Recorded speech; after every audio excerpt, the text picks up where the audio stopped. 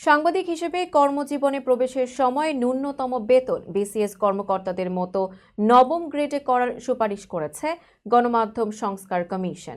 একই সঙ্গে সাংবাদিকতা শুরুর জন্য স্নাতক পাশকে ন্যূনতম শিক্ষাগত যোগ্যতা হিসেবে নির্ধারণের প্রস্তাব রাখা হয়েছে কমিশনের পক্ষ থেকে। শনিবার রাষ্ট্রীয় অতিথি ভবন যমুনায় প্রধান উপদেষ্টার কাছে নিজেদের প্রতিবেদন জমা দেয় গণমাধ্যম সংস্কার কমিশন।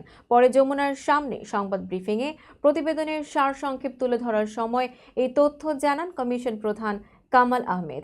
এ সময় প্রধান উপদেষ্টার প্রেস সচিব শফিকুল আলম এবং গণমাধ্যম সংস্কার কমিশনের অন্য সদস্যরাও উপস্থিত ছিলেন। ব্রিফিংয়ে কামাল আহমেদ জানান, সাংবাদিকতায় সুরক্ষা আইন করার সুপারিশ করা হয়েছে তার কমিশনের পক্ষ থেকে। এক্ষেত্রে তারা সুরক্ষা অধ্যাদেশের একটি খসড়াও পেশ করেছেন। সাংবাদিকদের আর্থিক নিরাপত্তা দরকারের বিষয়েও সুপারিশ করেছে গণমাধ্যম সংস্কার কমিশন। এ বিষয়ে কমিশন প্রধান বলেন, বিসিএস ক্যাডার সার্ভিসে প্রবেশ পথ অর্থাৎ নবম গ্রেডের বেতন স্কেলের সঙ্গে সঙ্গতি রেখে সাংবাদিকদের প্রবেশ পদের বেতন হতে পারে।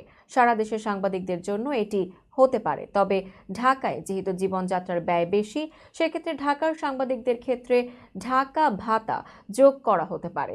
সারা দেশে সাংবাদিকেরা যে বেতন পাবেন, ঢাকার ক্ষেত্রে এই ভাতা যোগ হবে। এই ভাতা ঠিক করবে সরকার ও সংবাদ মাধ্যমের বিভিন্ন পক্ষ মিলে।